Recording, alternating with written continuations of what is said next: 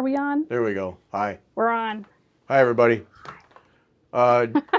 Jennifer on your right, Jen on your left. Yes, we're going to talk temari tonight. It's been a day. Beth and I recorded this morning with a lady whose name, she goes by Libby, but they're both Elizabeths. So I've been teamed up with Elizabeths and Jennifers today. Yeah. So we've got Jen Weber, Clever Bunny Studio with us tonight. Guest is Ray Niles from the Red Barn Samplers. That was fun talking with her. So join us for that Sunday. Next Sunday we'll have a podcast, but no Stitch Hour. And I haven't sorted. Our schedule is going to get messed up again because of traveling and other commitments. But I'll get it sorted out, and we'll have it for you Wednesday on the podcast, so you'll know what's going on. No giveaway tonight. The Avlia went to Susan Hennig and Liz Winchester were the 4 winners, and those have been in the mail, I don't know, 2 or 3 days. I don't remember when Marga mailed them, but if you don't have it, it'll get to you in the next day or two. So those are our winners. Thanks again to Avlia, and please mention when you do business with these people who sponsor us, please mention, so more goodies coming. Yay. Thank you, Krista.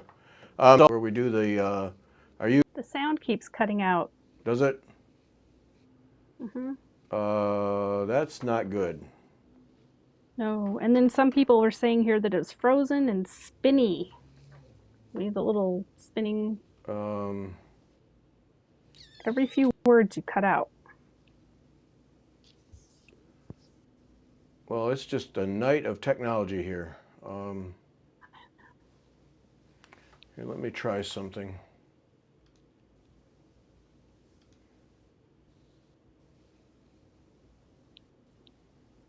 Bear with me.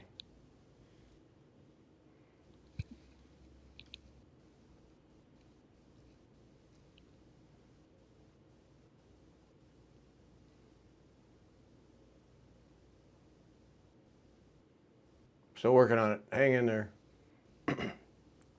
Man, I don't know why all of a sudden.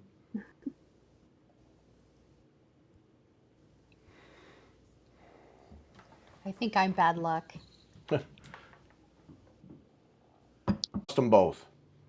Well, they'll call back in. Sorry, folks. One of those deals. We'll get it. Not quite sure. Keeps buffering.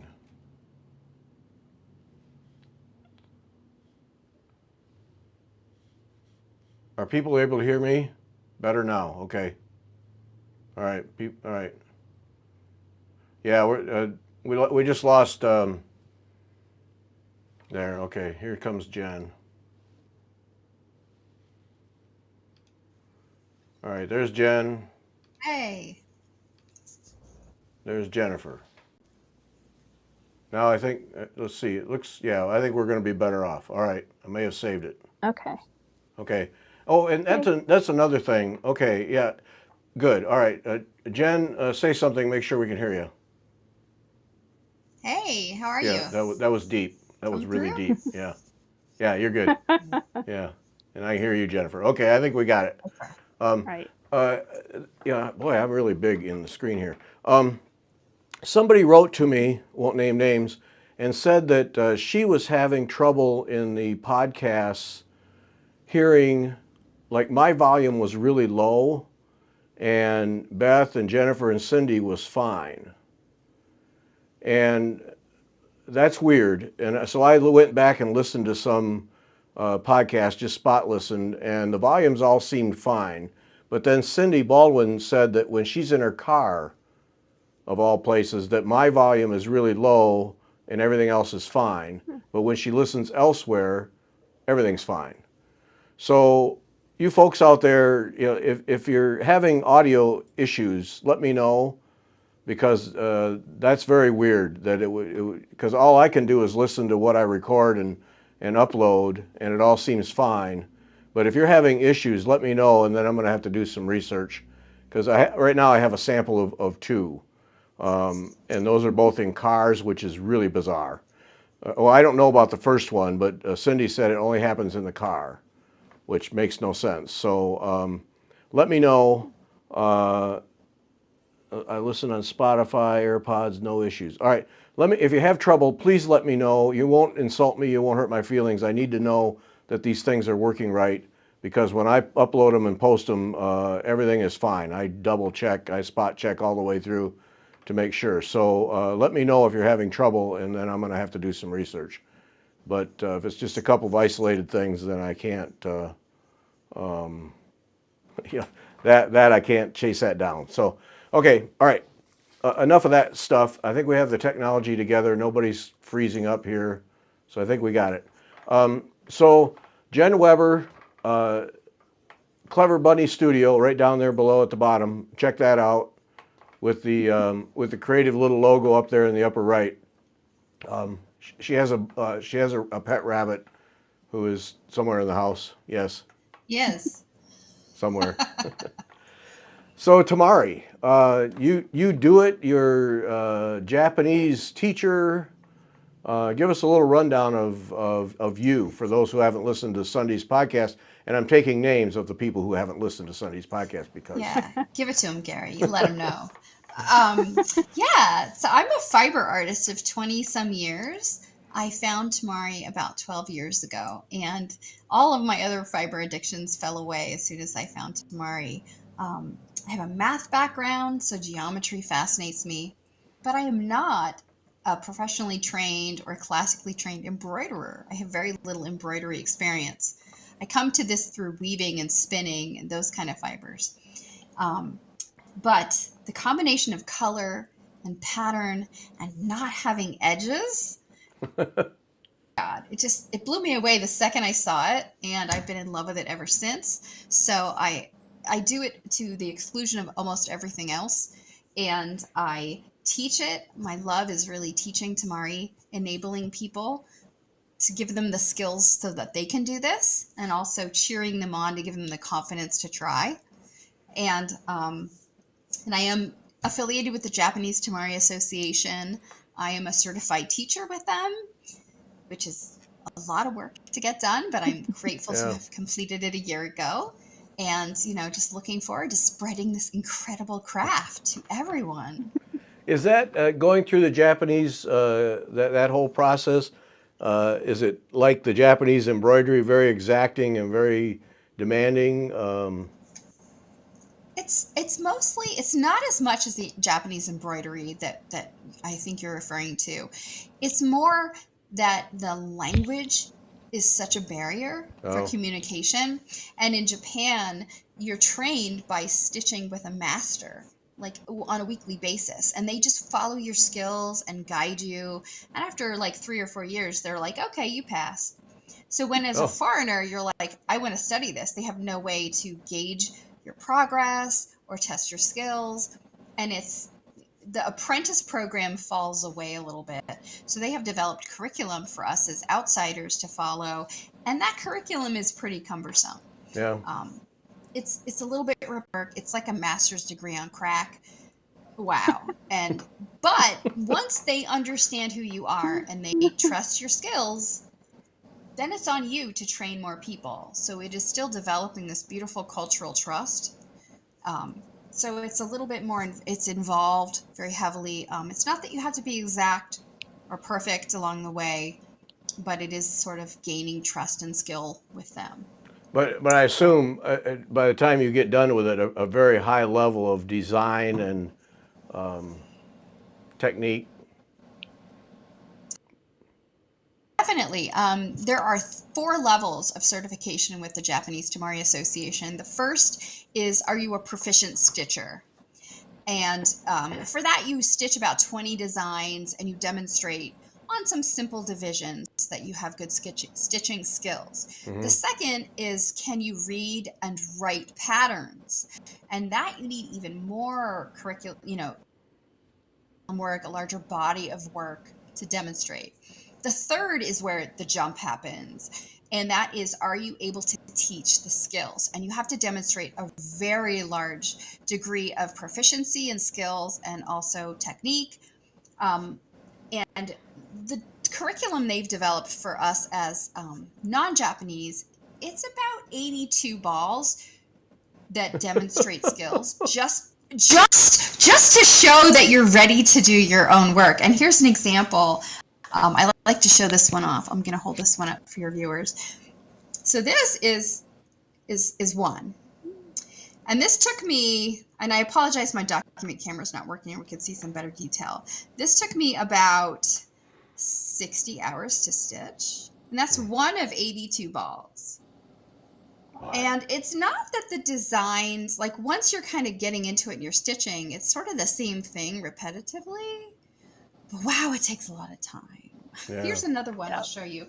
There's another pretty big one. It's just a lot of the same kind of flowers, layering them really beautifully. So it's really a lot. For me, Wow. that was the hurdle for me, was the curriculum, because I felt like, okay, I know how to do these. Let's get to the good part. Yeah. So you have to demonstrate, and then you have to design your own patterns, write them up, and mail some of them to the Japanese, and they will critique your skills, but also your writing skills. Mm-hmm. And you have to write in the same that the Japanese do. Their publishers limit them in how many words, how much space they have in a magazine. You typically get one photo and one diagram for the whole ball. Oh my. And you pack it all in there, and you have to be able to not just write that way, but to unpack it. So it's a lot. It's pretty challenging. And you have to write 8 original patterns that demonstrate you don't just push the edge of the craft. They should have skills that, teaching those skills are valuable. So just coming up with an out there on beautiful piece of art is not enough, which is strange, right? We would think, well, isn't that enough? You're an incredible artist. It has to be showing skills you can teach. Oh. Because it's all about the teaching. Then there is a 4th level, which I have to wait a couple years for still and work towards. And that is what is kind of like the artist, the high-end master of the craft.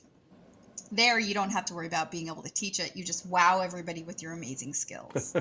So, we'll all get there someday. But the benefit to being a teacher is immense, because you can use their books and their resources to help, spread the craft, which I think is the goal here, at least for me, very much so.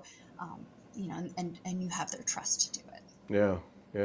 We were talking. We interviewed the lady we interviewed this morning was Elizabeth Ashdown, and she's a pessementary person. Makes the cords and fringes and tassels and all of that stuff, which is a dying art.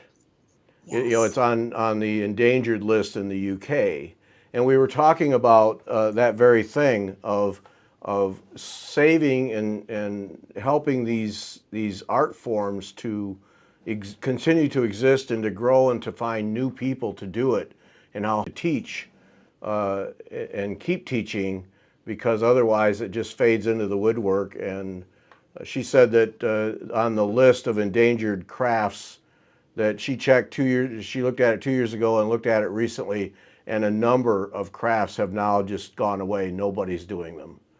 And so crafts sad. of all kinds, metalwork and all those things. But it's that importance of people learning and then teaching and sharing more than just patterns to buy. Yeah. Oh yeah. Yeah. Oh yeah. Passing the knowledge on, and the technique and the meaning. One of the things about the Japanese temari, which is so fascinating, is a lot of the patterns and the designs have deep cultural roots. As an outsider, I don't pretend to have super knowledge of that. But that is part of the importance, and not just with temari, but all crafts, is, what is the foundation of the art? What does it represent culturally, spiritually? Mm-hmm. And passing along the art continues that knowledge. Yeah. It's important. It's important. Yep. All right. Well, let's. We've got a dozen or so photos of your work. Let's make our way through it, and I'll get out of the way and let Jennifer ask questions and you guys talk about it, and I'll just go along for the ride. Yeah. Yeah. You talk about all this. Let's see here.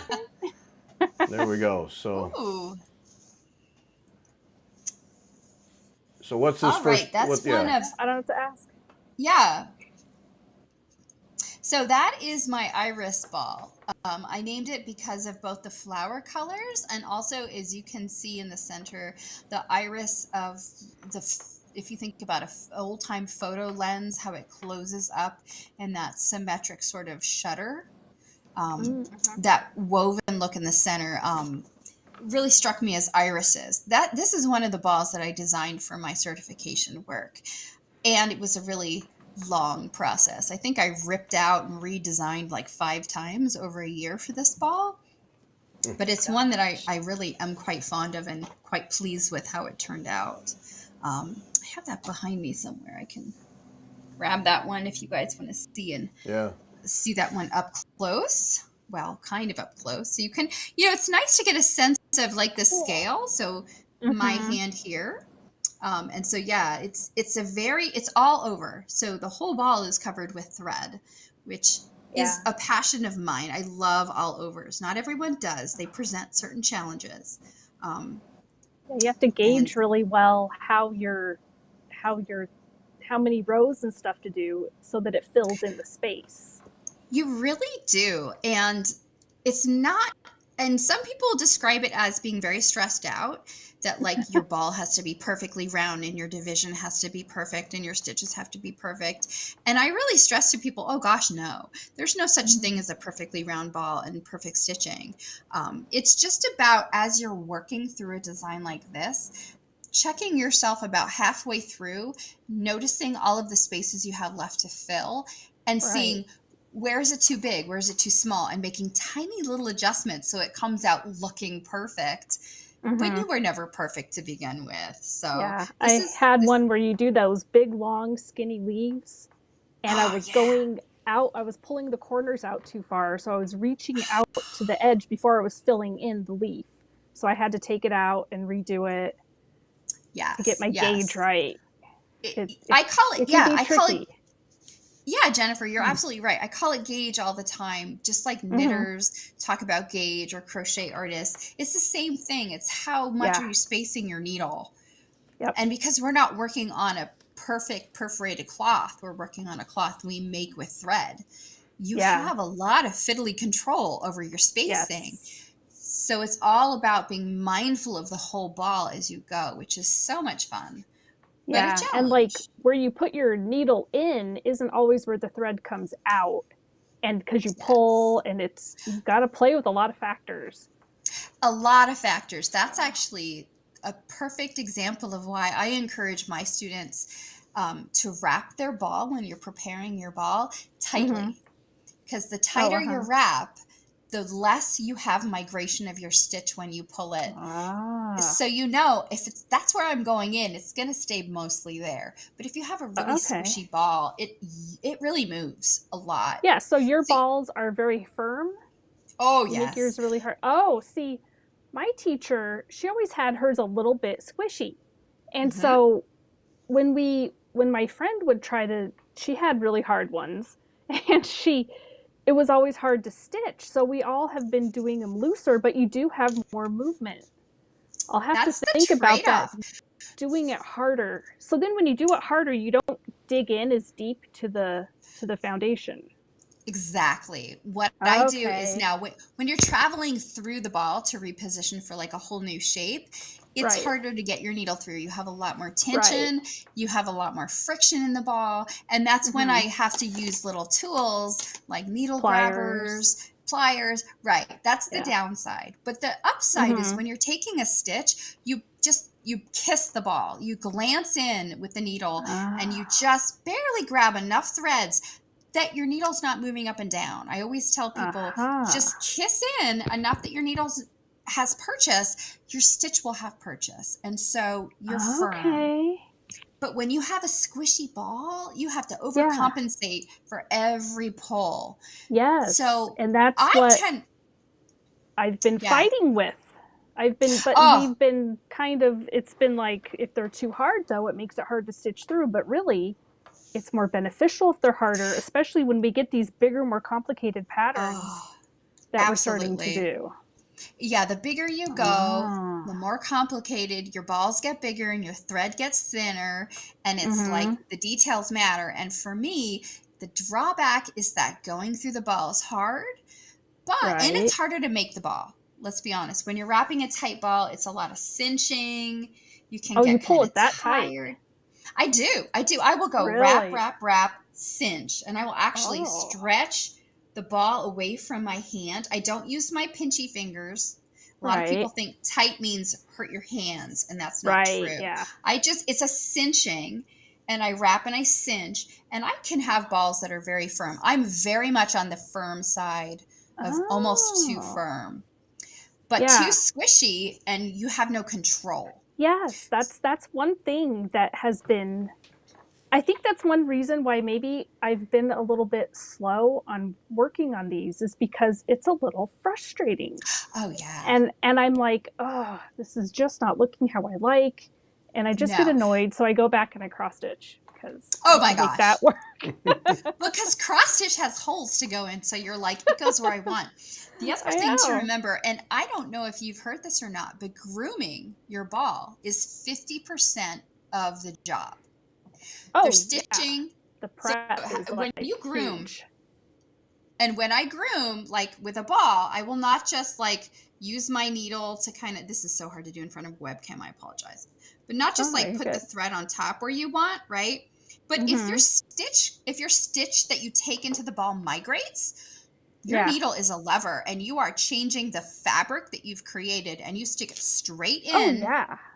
and you just push that around and it grinds up and it makes big noises, and you're actually shifting the fabric of the thread wrap. Mhm. And that's something that a lot of people don't realize. Like Oh, grooming I is do not that just all the time. okay, Yeah. good, good. Because Yeah. some people don't do that. They're like, oh no, Oh, it's so delicate. Don't. I'm like, no, jam that needle in no. like a lever and you shove it around. Yes. That is I have your done that. fabric. You made it. You can maim it. You get it in line. But Good with my girl. loose balls, I don't have to do it too much, but I do have to fiddle, then you have to go back Yes. and you have to fiddle with it and make it do what And you want sometimes. And the trouble is, if you have a loose wrap ball and you Mhm. groom it, there's no tension in that under wrap to hold what you groomed. So it Yes, it keeps slides right moving. back. It slides right Yes. back. So I'm a big believer in a very firm ball. I love firm balls. I I'm enjoy gonna have to stitching make a them. firm one. Try it. And you can Yes. go too firm. You don't want to have to Mhm. use a needle puller on every stitch. That's not fun. So Right, right. But then I find your in think maybe you're between. going too deep, maybe. Maybe Yes. we were taking too deep of stitches. Yeah. Well, you have to take a deep stitch in a soft ball to overcompensate for the fact that you're Yes. moving all around. So you train Yeah. to dig in like a shovel. But if you have a firm Right. wrap, like I said, you're kissing the surface, this beautifully Yes. round surface. You just come in and grab a couple threads. It's all it takes. And that's going to Yeah. hold right where you want. And it's like gorgeous. Oh, kiss, move on, kiss. Like we all want to Yes. kiss. No one I wants to am be gonna a have digger. to, like, my big ones are firmer, but some of my smaller ones are too squishy, I think, now that we're talking. Because Yeah. I'm having frustrations. And I mean, I can like squish this in, like a few millimeters. So that must be Oh, like, yeah. yeah. And Okay. again, I mean, there's debate about Hmm. too firm, too squishy. I Okay. know you made it, you maim it, baby. That's I right. know. Hashtag maim it. There's definitely some people will say like You can. you Carrie, made you're it, you funny. maim it. Some people will say like, oh, it's too hard, it's too firm, but it's all about what you enjoy and getting the results you Mhm. want. Don't hurt Mhm. your hand. Be No. comfortable. But yeah, try firmer. But I yeah. think try firmer. Yeah, because I'm I'm a big constantly on some of these more complex designs we're starting to do. It's all moving around. It's not where I want it. The stitch doesn't stay put, and it's making me annoyed. no. So I Don't be don't annoyed. finish Yeah. it. Ah, that's the Okay. worst. I There have we go. I buckets of know. unfinished ones. No I fun. have a lot right here. I can start them over. Well, Some of them I've hardly started, so. yeah. But you can always come in on a softball and add a little bit more thread wrap and just cinch it up. Right. Mm-hmm. Don't waste the Oh, ball yeah. core if you've made it. No, I've done Absolutely. that before to change the color even. I've just taken a ball and just wrapped more. But some of them I have got the guidelines and stuff on. Yeah. Then once you have the guidelines, you're like, well, I don't want to start over. I have the Well, but guidelines. But you know what? really, you just wrap over it all and make a bigger ball. That's it. Just it's not Right? going to add a lot of volume. Just wrap over it. You're going to No. save yourself frustration and time. Get something Yes. easy to stitch and go for it. I agree. Yeah. Yep. Anywho, that was a long tangent, but that was Yes. my That's okay. iris. In But there, there's a yes. Well, that's rock hard. Oh yeah. We did have a question. You've got all sizes behind you. Is there a for beginner type people? Is there kind of an average size, like 5-inch diameter, 6-inch, or? So my favorite beginner size is about the size of a tennis ball, and that is Mhm. typically a 2.5 to 3 inch diameter core if you're using styrofoam. That's going to be about this Right. big.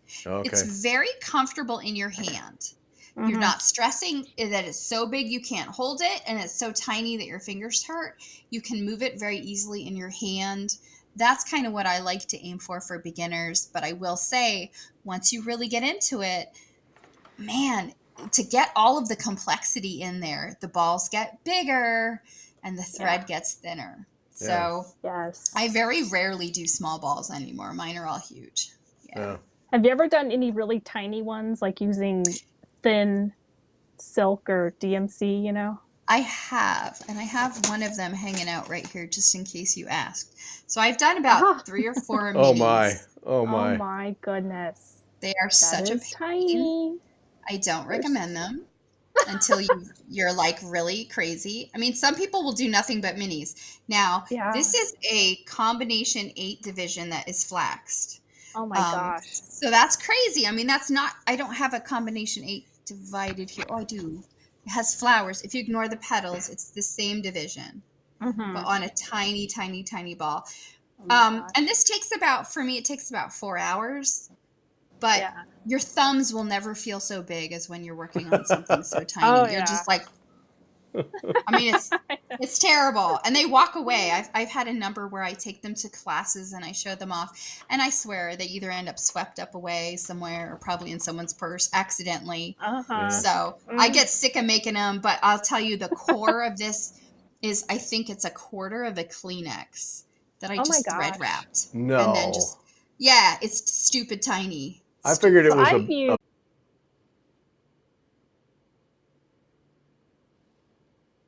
oh, nuts. Is everyone there? Clearly, there's an internet problem here in the.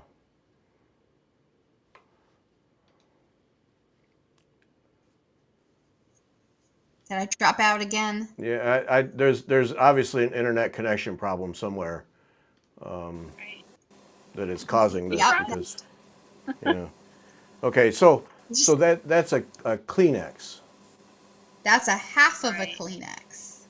Oh my gosh. Half of a I've Kleenex. used I've used my knitting ends, like from knitting, my little in bits, and I've wrapped it in stuffing from quilting batting, and then wrapped it with the. So I've taken, instead of throwing it away, I'm like, I'm gonna put this in the middle of a temari ball. They're Oh, heavy. They're a little bit heavier, but they are. That's but what they I work. have. I have somewhere over here my orts jar where I save my ends, and that's the beauty of tamari. You can put anything you want in the middle. I know people who use plastic bags. They use Yeah. orts. They use warp ends. Some of the ladies Fabric cut these in scraps. half. Yeah, they'll cut the styrofoam in half and put a cat toy in the middle to make it jingle. Ah, that's amazing.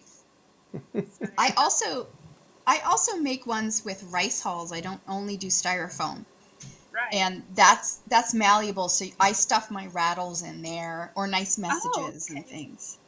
Yeah. Uh-huh. Or sometimes I always joke with people, if I put a message in a temari, it's going to say, I hate you. Like, why are you reading this? Did you just cut through my art? So, right? I actually, I have put messages in and they've never said I hate you, though, to be truthful. But they Okay. say I love you and nice things.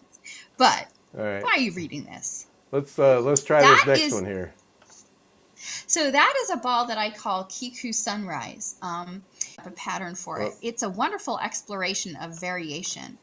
And I'll show you really briefly here. That one is behind me too. See, here it is. That I stitched it in both this was my original colorway because these are my colors for sure. But then I redid it in blues. Now, I will tell you, the one with blue that I have, the background color is different. So I love to use this as an example of how color theory really matters. The black pops colors so firmly. The blue is stitched on a graphite. It's a little bit more washed out, and it tames it. But these are absolutely the same pattern, the same values. So lights where lights go, darks where dark goes. So I call this one Kiku Moonrise and this Kiku Sunrise. But it's a really fun exploration of the variations of a Kiku and how tiny little changes, either in color, placement, or even added little effects, can dramatically change the ball and the patterns. So yeah, that's a really fun one. Yeah, some of mine, the teacher had us, I think she designed it, and she had you go and you like wrapped around other stitches in a different way, and it made this whole different pattern. It's really cool. It's like, amazing. Oh, wow, she's getting more complex with us as we've all advanced. She's getting more and more complex with us. That's fantastic. But I'm sure you've noticed Jennifer, unplug your headset, Jennifer, and plug it back in. Yeah, something's not right. There we go. Try now. We have to do that sometimes. Yeah. Oh, there you go. There you go. It's okay. Isn't it fun how teeny tiny changes redo the whole pattern? Which means for temari and many crafts, you could do the same pattern over and over and just make tiny changes. It's an infinite possibility.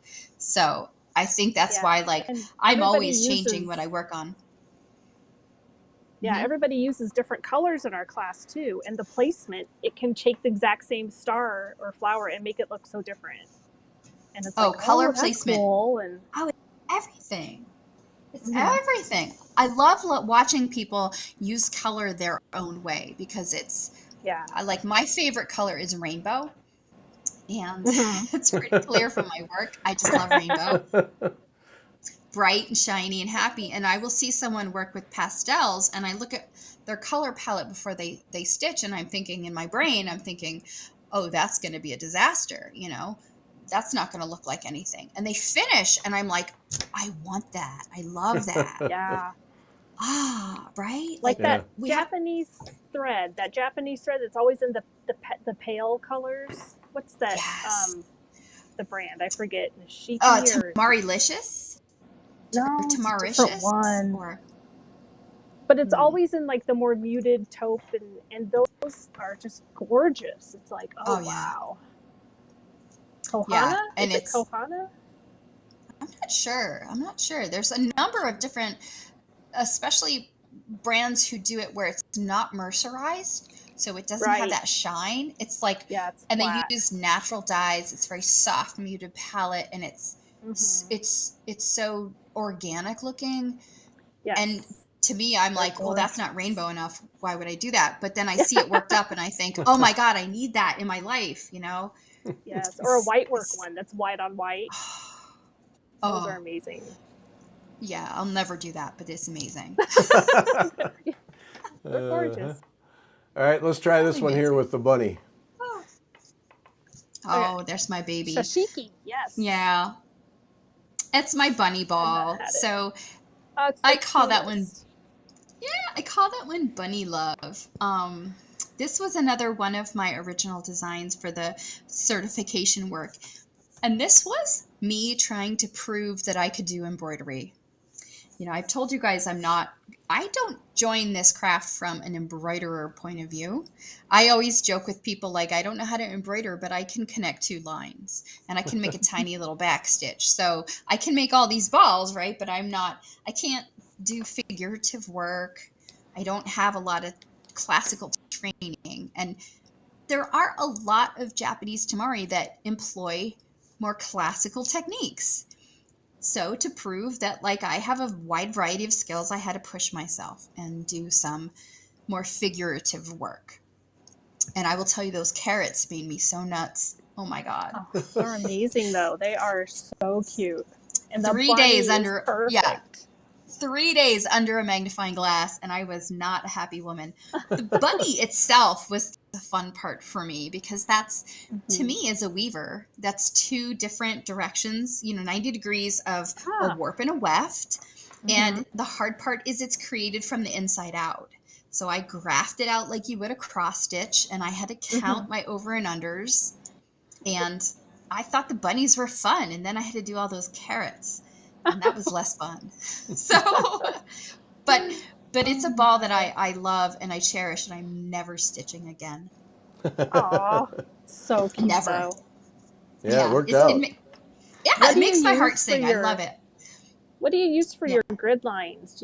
For your guidelines? Do you use Krynic or? I am not a Krynic fan, only because it's my second choice. It is my second choice, only because it's a round thread, and so it rolls on the ball. I love treasure braid. Petite treasure braid from Rainbow Gallery, the manufacturer. Their braid thread is a flat braid, and so when I lay my guidelines down, I put a little tension, and the flatness grips the ball, and it tends to not migrate. So that's my favorite. Krynic is my second favorite, though. I do love it as well. I will also go as fine as sewing thread sometimes. Right. So that, I believe, is in this ball is a treasure braid. I'm sure that's a petite treasure braid. Silver. PBO2 is my color. PBO2 and PBO4 are my silver and gold choices. Love them. I like HL202 is my gold. Right. For Krynic. Right. They're so great. And I do think Krynic is perfectly great. There are some brands out there that are, it can be frustrating to find the right metallic. I have spent hundreds of dollars on, like, does this work? No. Right. So I tried and used that that kind of, it's a filament from DMC, and it's shiny, but it does stretch a tiny bit more. But the end will fall apart. But I used that, like 3 strands, because I wanted something really fine and it had the color I wanted. And I used that successfully. Is that the Diamant? The new stuff? It's the E316 is like the color I have. It's an E. I'm not sure I'm familiar with that one. It's DMC. I got it in Joann's, so it was, Oh. And you use 3 strands of it. Oh. I used 3 on this one. Yeah. Okay. I tend to stray away from the DMC metallics. I find they're too... Yeah, because they're futzy. They're crinkly and crunchy. They don't have as much bend. Yeah. This one worked really well. It's just you have to make sure you have a long enough piece because the end unravels real easy. Oh, yeah. It's a ply, so plies always unravel, and you have to just allow that, like, a third of what you cut is waste, and don't be mad. Right. But what I got on suggesting etoile worked out great. Oh, the etoile, yeah, the etoile ones. I actually stitch with those. I don't necessarily use those as the metallic guide threads, but I will stitch with them a little bit of sparkle. But I am very sparing in my use of floss. They're a kind of floss, I think, and floss is a beast upon itself, and I don't recommend that unless, I usually tell people, if you've been stitching for 3 years, a lot, then it's time to move to floss. But otherwise, like, I know everyone has a lot of embroidery floss and you're anxious to use it on temari, but you have to strip it, strip the twist and use 2 strands at a time and a laying tool. And it's fussy if you're not prepared for that level of fuss. But once you Oh. are, it's phenomenal. Slower for sure. Next one. This is some of my photos are just simply like group shots of things I think work really well together. All 4 of these balls are examples of nothing but bands. So the only stitching is starting in lines. Oh, there So, you are. You're back again. Okay, we lost you again. Oh, sorry. Yeah, One of those nights. these are woven designs with bands, and the only stitching is where you stop and start the color. Everything else is needle weaving through other threads that you cross as you go. Even that green and red one, those are straight bands, which is, it doesn't look like it at all, but they are. Yeah, the basket weave ones, you can kind of see, okay, these are clearly bands. Right. And it's amazing. The 2 basket weavy ones on the left, I found one very easy and one very hard. And they look so similar, right? Like, what? But one is 18 and one is 20 bands. And it's like, how can these be so different? And one took me a week and one took me 3 hours. So it was like, what? Oh, wow. Just how your brain works, you know? Yeah. And the yellow, I like doing needle weaving. I love needle weaving. Yeah. And Yeah, the yellow I like it a one lot. this is just mimicking the lines of a combination 10 division, but you grow the bands until they fill the whole ball. So there's a lot of thread on that ball. There's actually 5 colors of yellow, even though it looks like 3. The color hue changing is not dramatic enough. Or the in-between colors just kind of blend. But that's a lot of fun. Trying to get that 10-way weave to actually work well is not trivial. But once you figure out the tricks for it, it's so satisfying to have them all come together like that, like really cleanly. And you're like, oh, so satisfying. So yeah, that's a really heavy ball. But the red and green one at the top, I love because it doesn't look like bands. They look like V's. Yep. But it's all clever weaving with your needle, that they're just bands. Like, what? Wow. Yep, it's awesome. I love that one. Becky, inhale, exhale is the last one because that's my favorite, so I saved it to last. Okay. Oh, that's everybody's right. favorite. Oh, my flax ball collection. Have you done flaxing? What do you mean by flax ball? So that is an English translation of the technique that you can see on these balls. Jennifer, have you done any of these type of balls? I don't know. I don't think so. So it's a flax ball.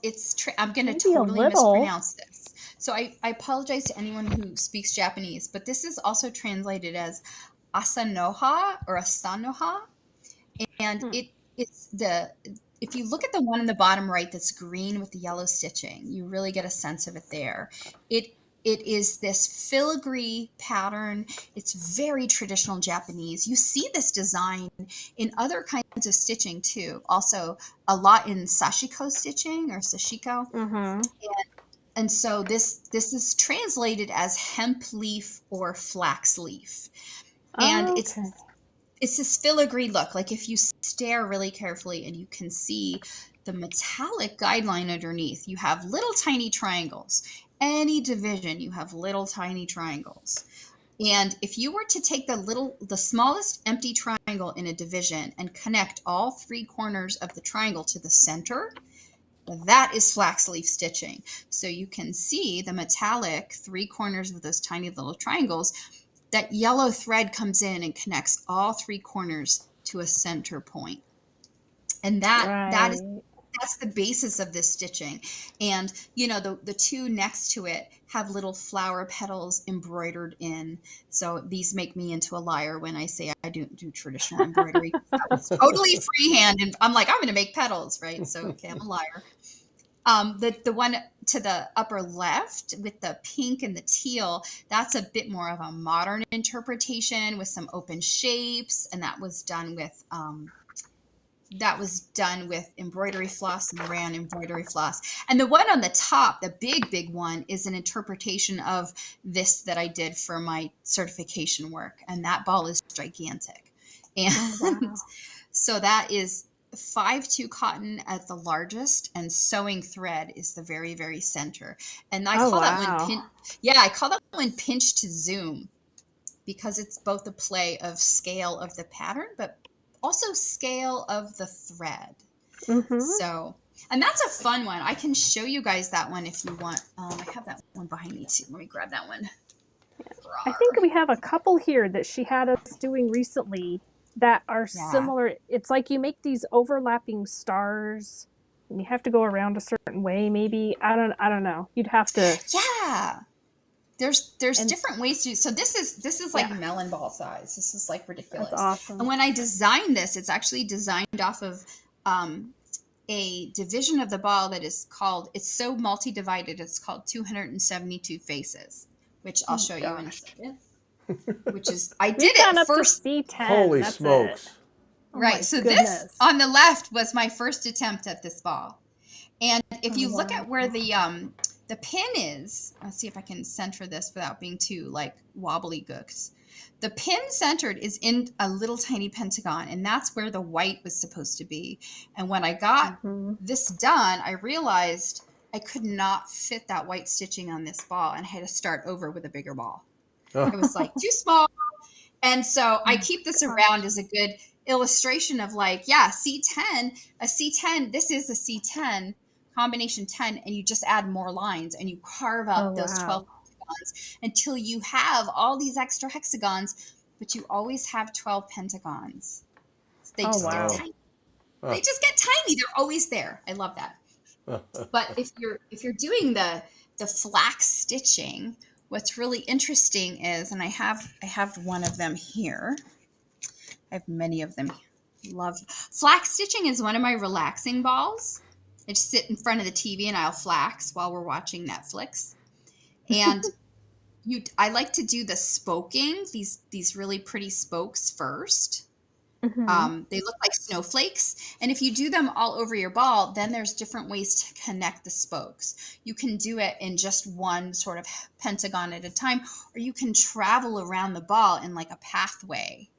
And Oh, I find that so fun. It's like nerding out. You get to pathway stitch and you come back to where you started and you go in a new direction and you come back and then you're like, oh my goodness. what's left? Oh, I'm done. You know, it's so fun. So asanoha or asanoha, flax stitching is really very iconic, very classic, very beautiful. Yeah. So very fun to do those. Ah, Yeah. okay.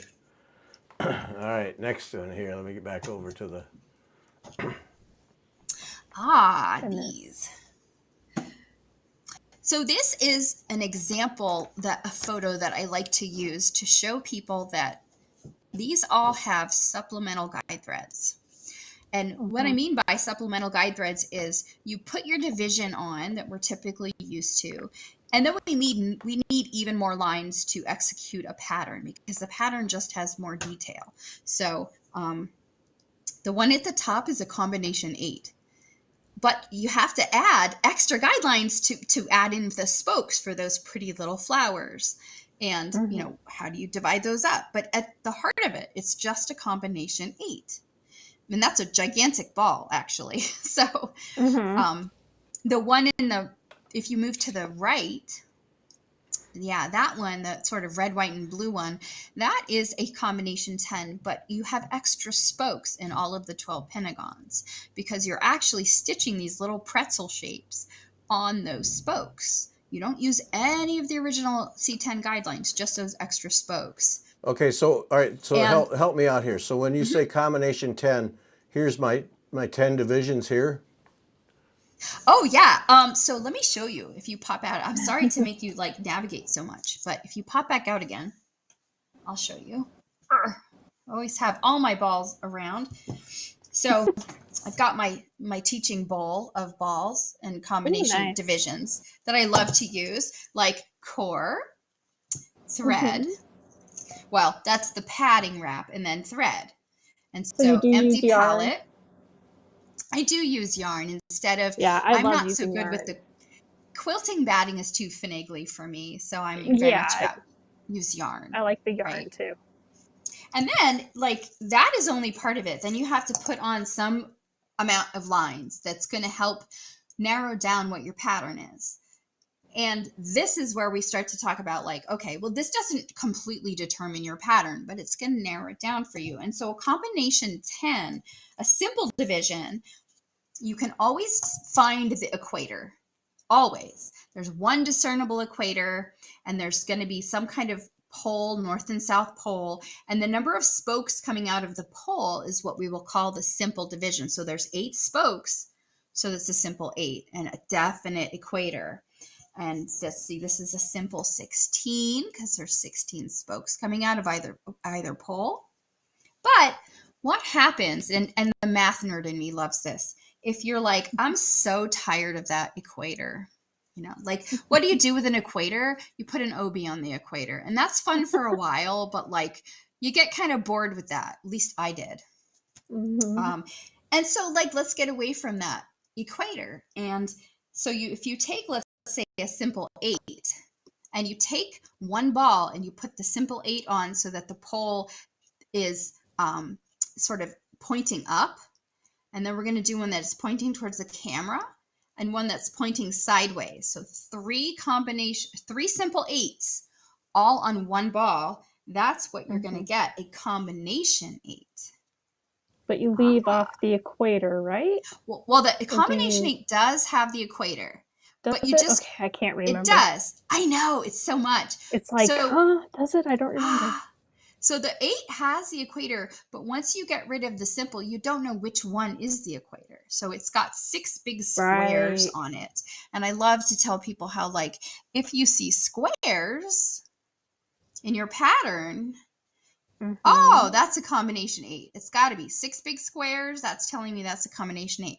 But the 10, if you take a simple 10 and you combine it 6 ways on one ball, and you leave off the equator, that's how you the get one that you leave off the equator. That's the one. Okay. No equator. Because we've done so many C10s lately. That's why. Yeah. And I'll tell you, okay. once you get to the C10, you're officially an intermediate stitcher. And it's like, why would you do anything else? This is so incredible. You have 12 perfectly regular little pentagons. They're fabulous. And even cooler than that is you can subdivide those. So one second while I reach. That's what we did for the sunflower ball. On some of them, we added more guidelines into the little pentagons. And adding those guidelines is what we call supplemental guidelines. So if you take a C10, you can chop it up. And this is just extra guidelines making more what we call faces. So there's still 12 pentagons. They just get smaller. They might rotate, and you carve up more and more hexagons.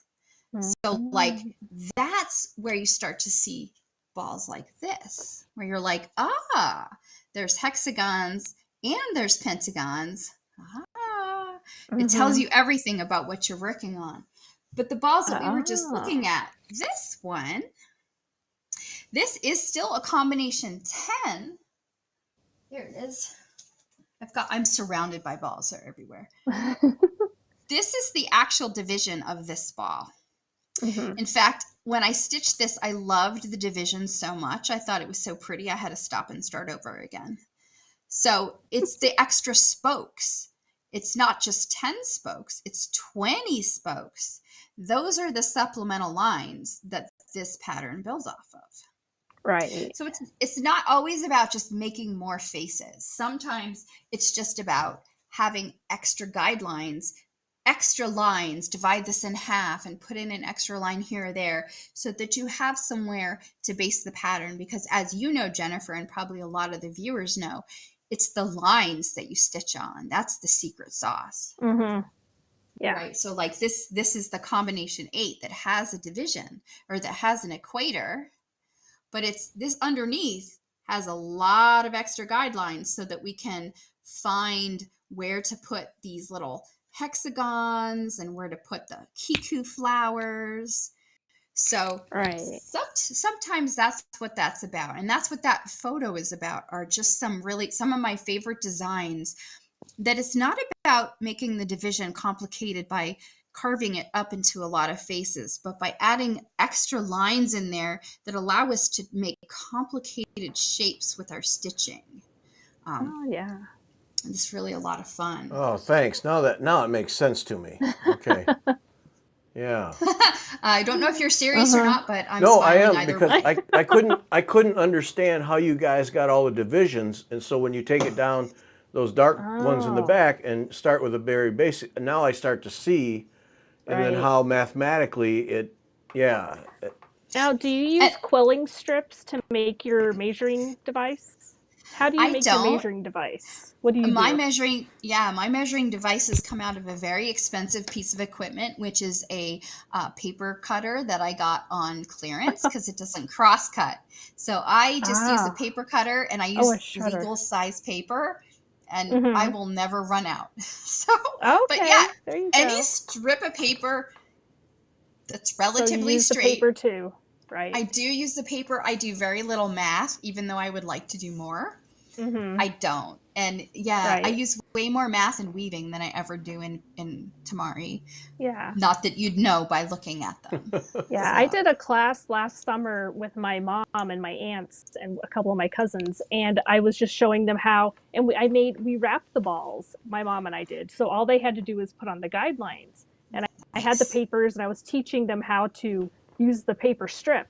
And one of my aunts wanted to get all creative. Oh, can we put the little notches over here? I'm like, why would you do that? Oh, to make it creative. I'm like, no, we don't make our measuring device creative. And then Yeah. as we got them on and as they started stitching, they actually realized how important the guideline and that paper strip is. They're like, "Oh, Oh, I it's see everything. now." They had to It start the is. stitching to get it. Yeah, it's I liken that to like the most stressful and the most important part of the tamari building process is Mhm. marking it. But I also really tell people like, look, you can never get more accurate than your tools. Your needle is a millimeter, Mhm. your thread is a millimeter. Don't stress if you're sitting there with a tape measure going like, oh, I can't see if it's a quarter of a millimeter. Of course you can't, and you're never going to be that accurate. Let it go. Like I'm Mhm. a reformed perfectionist, and you've got to at some point let it go and enjoy what you're Yeah. doing. But Yeah. there are definitely, when you're putting those lines on, if you use your paper strip and you fold it up really sloppy, well, you're never going Mhm. to have a good set of guidelines to work from. You need to be careful while Right. you're using that. For sure, for sure. Yeah. Yeah. Okay, Yeah, now, so they really saw. dumb guy thing. Do you have these paper strips handy that you can show what that is? You betcha.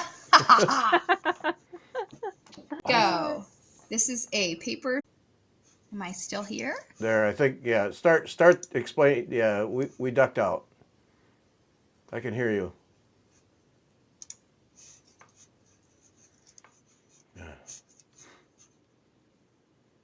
All right. Am I back? Yeah, yeah. You're back twice now. Uh-oh. There we go. Okay. Okay. Yeah. This Jeez. is my paper. I'm sorry, folks. It's something is going on outside the world here. I don't know what it I, is. I feel like it must be There me. we go. Okay, Yeah. Just start over with the paper strip because that's when it locked up. okay. So this Yeah. is just my. Okay. It won't hold. Hang on. Yeah. All right. Try again. Every time you're trying to lay the lines down. And the beauty of the paper strip is you're going to make your own ruler for every ball. So it's perfectly tailored to your ball. You never have to get out a ruler, fuss around with math. You simply fold it around the ball that you have. And when you fold it around, it's perfect for the circumference of your ball. So if you fold that in half, that's going to help you find the opposite point just by folding it in half. And folding it into quarters can help you find an equator. And this is how the Japanese have done this craft for hundreds of years, and they still do today. Why bother with math when you have a paper strip? It's so accurate and Yep. beautiful. So, Yes. Mm. Okay, yeah, it's some of really that cut out, elegant. but when you came back, we were able to pick up enough, I think. So this is just simple, Right. just paper, just regular paper, That's it. cut with a paper cutter so it's straight, and then Yep. Yep. It's just, that's all you need is if you have quilling paper, that's great. If you have graph paper, you can just cut up the lines. Yep. It's Oh, just, okay. just a straight piece of paper that you pin into your ball. You wrap around and fold to the pin so that it's measuring your circumference exactly. And you don't necessarily care what that measurement is, but you can fold the paper then in half and in quarters and find relative distances on your ball perfectly without having to Yeah. do math. Yes. Like, awesome. And then when you're done with it, you get a new piece of paper and you do the next ball. Whee! It's just so great. So, but you have to take care with your paper strip until you're done with it. So no. Oh, no, not me. I'm like, yeah, we're done with that. Rip it up. We're done. Woo! It's so great. right. But while you're measuring, I mean, Oh, be gentle exactly. with it. Yeah. Well, until you're done, then you're careful. Then when you're done with it, you just rip it throw up. away. Yeah. Oh, okay. But This is so much less intimidating now. Okay. there is so little math, Gary. It's crazy math, but there is very little math in this. It's kind of sad, but I true. like how you said you do your workshops, those 1 week workshops where they come and the first day the ball's already ready for them and they just stitch. Then the next day they have to put on the guidelines, and the next day they have to wrap. So they're gradually building up, but they get the fun part in right away. Oh, always. Because I want to addict someone, right? Like when people look at this and they go, the first thing they say to me is, I could never do that. And I said, sure, right now you can't because you don't know how. But of course you're able to if you choose to. And that's my job, is to show you, enable you with the skills, and to cheer you on to give you the confidence to try. Yeah. Because those are the two things holding everybody back. And the truth is, like, no one wants to sit down in a class, right? You're spending your money and your free time to sit down in a class, and I'm going to say, here, let's wrap a ball in thread. Oh, boy, that sounds fun. Take a while, So. That's not fun, right? And then you get done with that, and someone is going to say, now let's get a piece of paper and let's put some lines on it. You're like, why am I here? No, that's not fun. But it's not. Oh my God, totally. I get that. But if you sit down and I hand you a ball and I say, pick out your favorite colors, let's make something cool. Oh my God. Like 2 hours later, I can't get the needle out of their hands, and they're like, just stop, a little bit more, a little bit more. And then I say, okay, I know you're all having fun. Now, what if I show you how to put the lines on? And to me, that is the most important skill, putting the lines on. And we walk through very carefully. We put the lines on, and then it's pick out your colors. We're going to make a new ball. We get to talk about design. Why is this different than the first one, and all that fun stuff. And then by the third ball, usually the second day, I'm going, okay, let's wrap a ball. You're so invested because you've had so much fun stitching that you don't even care that it takes you an hour to make the ball. That's nothing. You love it already. Yeah. But also, you know what to aim for. Your fingers have held it. You know how firm it is, how round it should feel. So there's no question. You're not going to squeeze that into a tomato. You're going to actually make a nice round ball.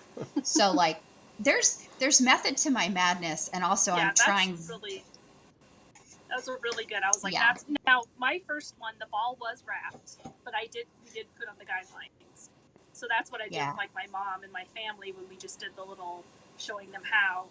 I was like, and they were I could see them kind of, their eyes were glazing over, wrapping, doing the paper, and they were like, oh my God, really? What is this? And then they got to the stitching, and then they saw how important they were, because some of them had a little bit of wonky, but not too bad. They're like, oh, I see now why it's so important. But I was kind of losing them there for a while. They were like, oh my God, why are we doing this? There's a lot of tiny little steps that add up, and it's unless you have that big picture in mind, it gets boring real fast, because you're like, I thought this was fun. Why is this not fun? And the truth is, it's like, well, a simple 8. It wasn't hard, but it's not hard when you know what you're aiming for. Right. So like, Jen, you got to addict them first, and then trickle in the less fun, right? Okay. Then they're not even going to notice. So couple questions here. Couple of questions here, Jennifer. You need to replug again. Oh dear. So Sandy's wondering how the Japanese made paper strips before we had paper cutters. Inherited They Stitches. also used Inherited they Stitches also wants to used know what they string. used before styrofoam. Yes. So before Rice balls. styrofoam, they used whatever they had. And Mm-hmm. a lot of times we think about that as tamari originally comes from te means hand and mari means ball. And it was originally scraps of cloth and yarn that you just had lying around that you could do nothing else with, that you wrapped up into a soft ball that children would play with indoors. They would toss it and play games with it. And that's where the word comes from. The embroidery kind of happened secondarily. And so what did they put in it? Anything they had. They didn't have a lot of money. They didn't have styrofoam balls, of course. So if you were, let's say you were married to a fish farming family, you might grab a pretty seashell on the shore and wrap scraps of thread that you had no other use for around that seashell. That would be your core. If you were a rice farming family, you could take a scrap of fabric that was so threadbare you could not repurpose it anymore, and you would take those little rice hulls, which are the sheath rice grain that you made gazillions of, and you would just pack that into a wad and wrap that into a ball. And that Oh, is still actually commonly used today. So that's Mm-hmm. the traditional core for sure.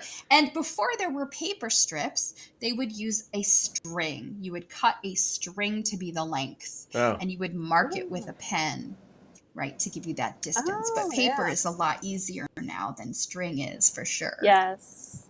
Good Hmm. And it won't questions. stretch. It won't stretch on you. Right. Yeah. Exactly.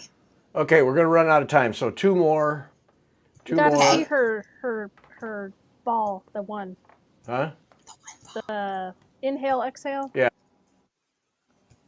Oh, Let's see that one. these are not inhale exhale balls. These are balls with a wrapping around the obi, or a gathering thread. And Right. this is a beautiful traditional obi that you can see there where the wrapping is happening.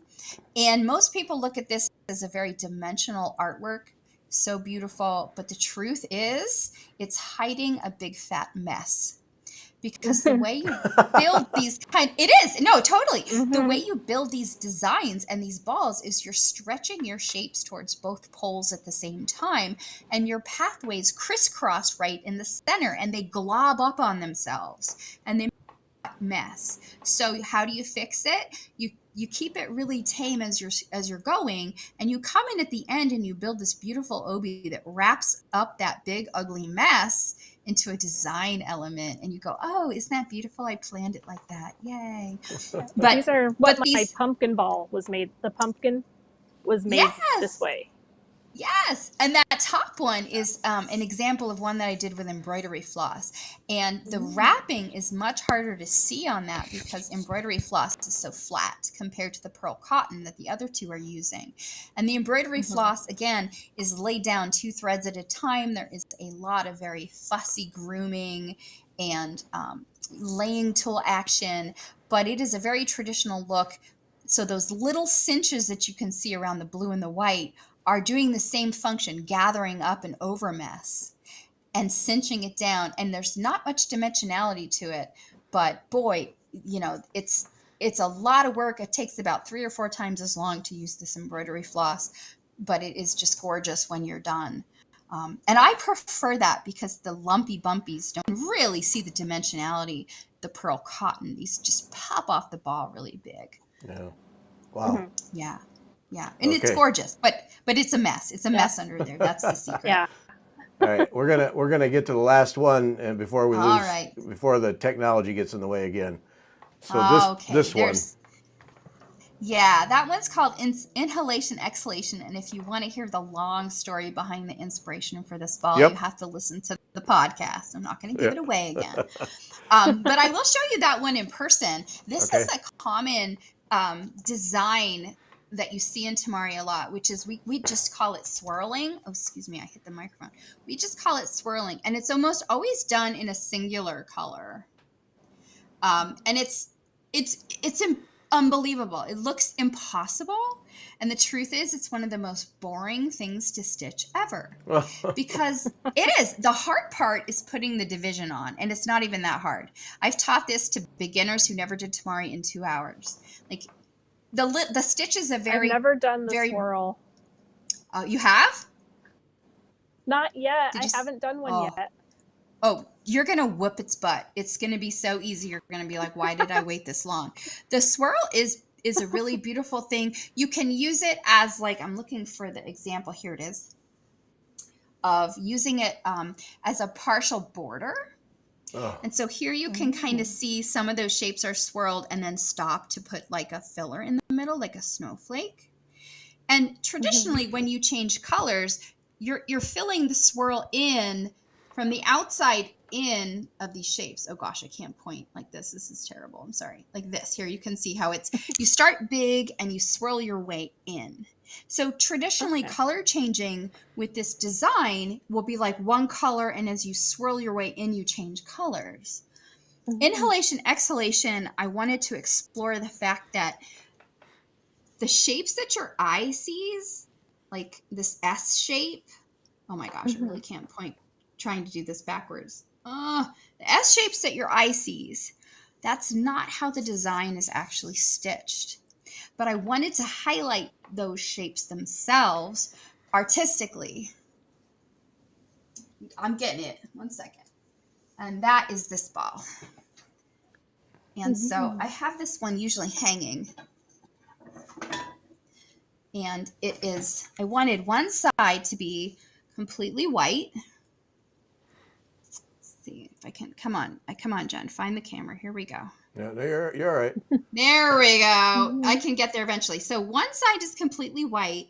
And then I wanted to express the color slowly bleeding into the design from past white to pastel to full on happy rainbows. And if you look very carefully, this, if you stare at it, let me highlight it this way. There is a hexagon in there.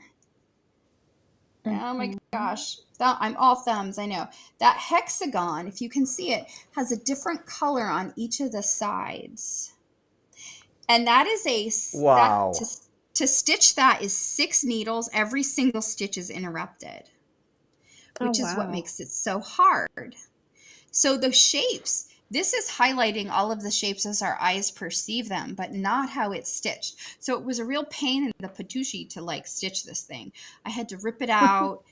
Like it took me 3 months to complete this because I ripped it out halfway through. I had too much white, but I was really trying to kind of say something with the ebb and flow of the bright colors to the white, you know, and this is, I tell people this is the first time I've ever felt like an artist because I really, I had this in my brain. I wanted to make this. I wanted to make a statement about creativity and, you know, taking in inspiration and expelling something creative and how it's interconnected.